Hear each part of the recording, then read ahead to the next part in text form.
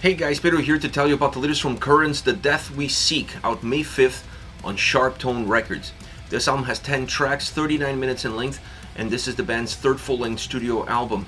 They are an American metalcore band. The design of this record feels very simple, but simplicity is not necessarily a problem either. When you have great songs, when you have a great flow, a great way of connecting tracks, a great way of engaging with the listener, creating a sense of progression, really a sense of moving forward with every single song where you're not looking back but rather engaging with the track that comes after, the overall design doesn't have to be complicated. You just have to have the right songs in the right place in a very simplified format. And that's exactly how this album is put together. Showcasing that sometimes less is more, not overthinking things, rather look at how the album needs to flow, how the album needs to move, similar to the way you would look at a set list, and then allow the right tracks with the right chemistry to connect well and create that sense of fluidity from start to end. This design is exactly what this album needed. Now, as far as sound is concerned, I will have to say that this is their heaviest album to date. This is not to say that every song is heavy from start to finish, but the heaviness is very balanced and consistent from start all the way to the end. You're still going to get pockets of melody. You're still going to get a lot of pockets of melancholy. That's what the band has been known for, and that's what they're bringing forward from their previous records. But they definitely turned the dial all the way to 11 on the heaviness. This album has a bigger sound. Doesn't sound as thin as some of the previous albums. It has more volume, it has a bigger presence, and with that big volume and that big presence comes a lot of heaviness. The beauty of it is that by increasing the volume and by increasing the heaviness, they still were careful enough in the production to ensure that the album had a crisp sound all around, that you could still see the definition of all the elements, that things are not blurred, the lines are not blurred, elements are not going on top of one another, and you start to lose shape within the songs and from song to song, making it very difficult to really appreciate the quality of the sound experience. This album is able to give you everything. Is able to give you a balanced sense of heaviness from start to end, is able to give you pockets that you're able to breathe, and allows also the songs to breathe with the melody and melancholy, and then it has the great production behind it that enhances that volume, enhances that size, enhances that heaviness, but still defining exactly where the songs start and where they end. And one of the important elements in this soundscape, in this experience, that plays also a role in terms of the production and the impact that that production has on it, is definitely the guitar sound. This is one of those records that has a lot of duality as far as guitars are concerned. You feel like the heavier side of the record, but also the more melodic and melancholic side of the record, it starts and ends with the guitars and their sound and their experience.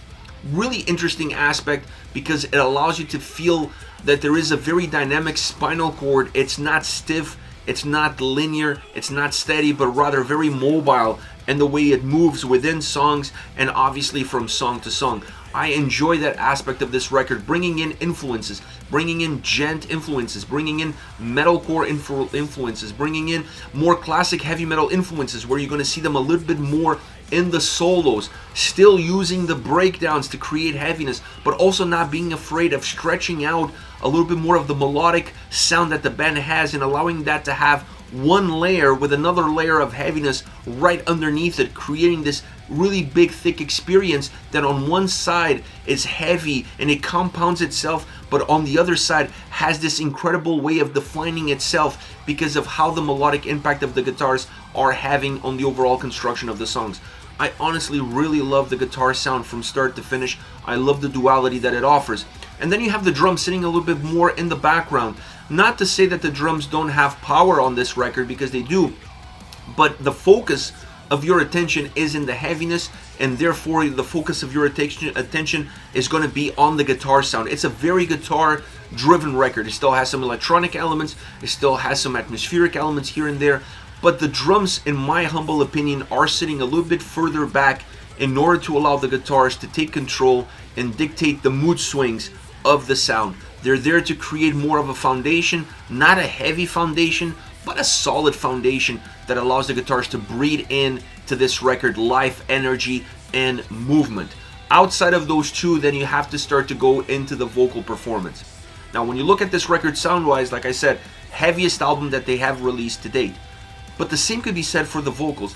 It would be very difficult for Currents to release a very heavy record, consistently heavy, from start to end, and not match that same heaviness of sound with heaviness of vocals. This is an album that definitely uses the lower, the more deeper growl approach of the vocal range consistently from start to end. You still have mid spots, you still have higher spots, some clean vocals, some screaming vocals. The dynamic range vocally from what you've heard in the previous record is still there in this album. It's just that it's not as dynamic, it's not as fluid. It's a little bit more consistent with the deeper, with a heavier style approach vocally than it is with trying to keep everything super balanced from song to song. I like this style, especially because of the sound. The heavier album called for a heavier vocal delivery, and then the way you accentuate that vocal heavy delivery with that heavy sound is by creating those melodic and melancholic drops and pockets that the songs have, and then you can insert the clean vocals in those moments in order to help bring it to the surface, sometimes switching around with harsh vocals or using harsh vocals in the background as backing vocals in order to also give a little bit more texture to the way the vocal performance comes across. That's also another element that stays very consistent on this record from start to finish. They use a lot of layers vocally. They use a lot of backing vocals. They use a lot of harsh vocals behind cleans, sometimes clean vocals behind harsh. That's something that they've used in the past, and I think on this album they even gone a little bit further with it than what we've seen before.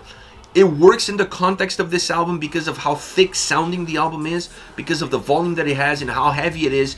All of these elements add to that. It's like you have everybody rowing towards the same goal, towards the same finish line. When that happens, things don't become repetitive, things become uniform, and you start to feel like everybody's taking you towards the same destination. So it's easier for you to connect with a record because there's more of a sense of cohesiveness across all the elements and balance across all the elements that make the album feel more compact and therefore easy to connect with and also easier to digest. And once you start looking at all of these individually and together as a whole, this has got to be one of the best metalcore albums of 2023. I'm going to say that if the tip of the pyramid, you could fit 5 records there, this album is definitely there. Right now, there's not many metalcore albums that will meet that top of pyramid as I'm speaking of. This one is one of them. It's just an outstanding record. It's an album that surprised me by how heavy it is, but it also surprised me that within that heaviness, it did become repetitive. It didn't become boring because the pockets were still there. The old Currents was still there while we're getting a new side of the band, a more aggressive, a more intensive side of the band. This is a home run as far as an overall album is concerned. As far as favorite songs goes, I want to start off with Unfamiliar, a very thick sounding guitar song, but also bright at the same time. This allows the track to have this melancholic experience, this melodic melancholic experience, but still also be very heavy on the other hand. And you see that experience moving between the two camps, not just on the sound but also on the vocal performance. The chorus on this track is more explosive. The clean vocals with the harsh vocals behind it really help define what the chorus is all about. And then, you know, you also have a lot of mid-range delivery throughout this track. So it's a song that feels dynamic vocally, but not overly dynamic. Really easy to digest and really easy to process and see where the song is going vocally is exactly where the song is going musically. There's definitely a connection between the two. One of the elements that really stands out on this track is the solo, because this track has a lot of great movement. It's a song that is not overly heavy, definitely not one of the heaviest songs on the album, and it's a song that also vocally is not as dynamic as some other tracks on the album, but there's still enough movement there on both sides. But what stands out on this song is definitely the guitar solo. That is different. It sounds different. It sounds different from anything that's happening in the song.